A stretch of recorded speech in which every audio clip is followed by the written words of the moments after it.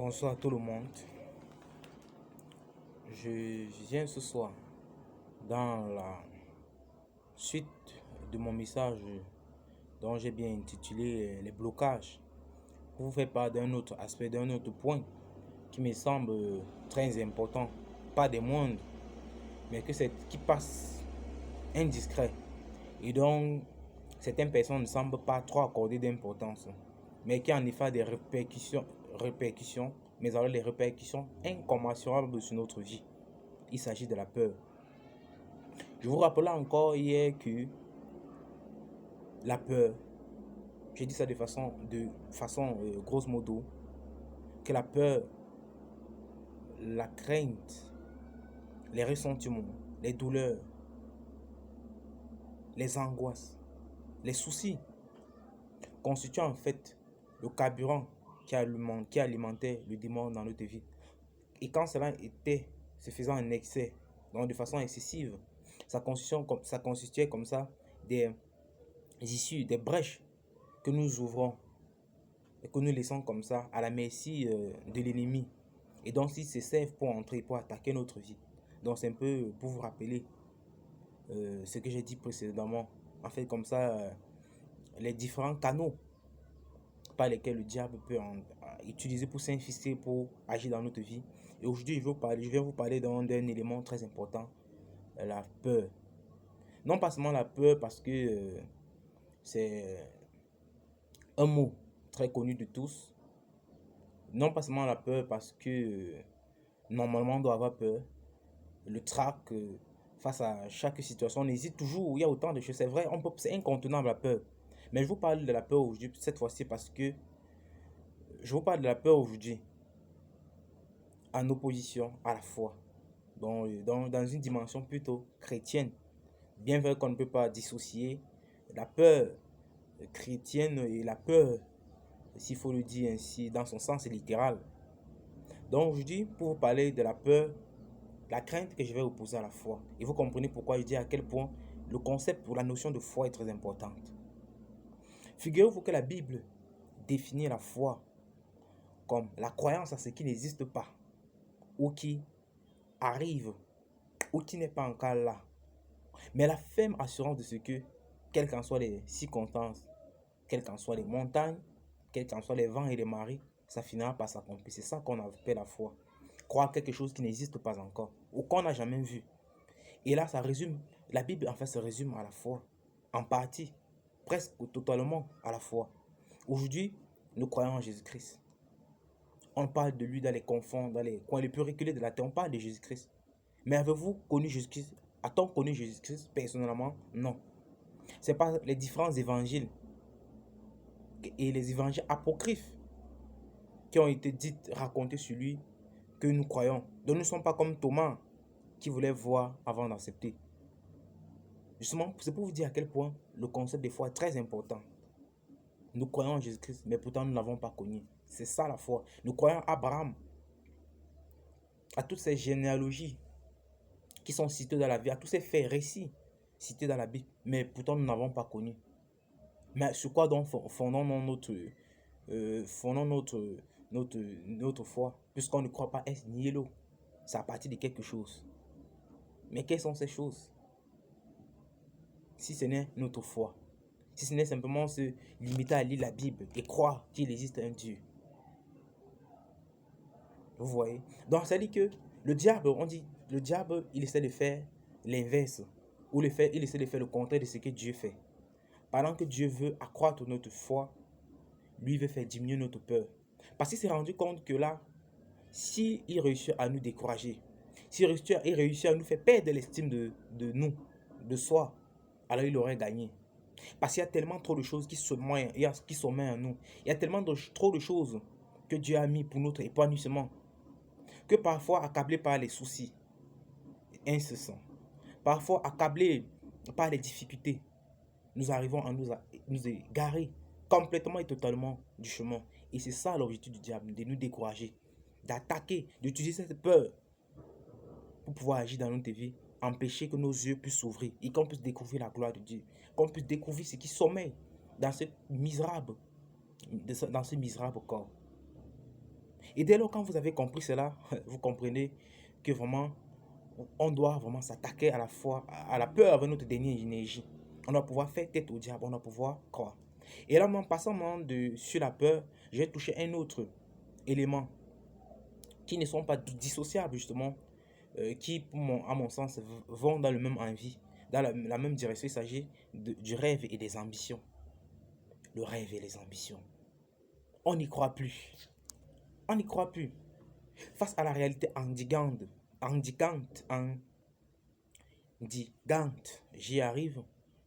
Face aux contraintes, face aux contextes environnementaux difficiles qui ne favorisent pas notre sort, qui ne favorisent pas notre croissance, qui ne favorisent pas notre élévation, on finit par céder. Et c'est comme ça que vous allez voir des personnes. En fait, ce sont des symptômes directement qui prouvent qu'on est vraiment sur le coup de la peur. Ces personnes parlent toujours au passé. Quand j'étais petit, j'aurais souhaité être quand j'étais au passé. Mais quand ils parlent du futur, c'est de façon pessimiste.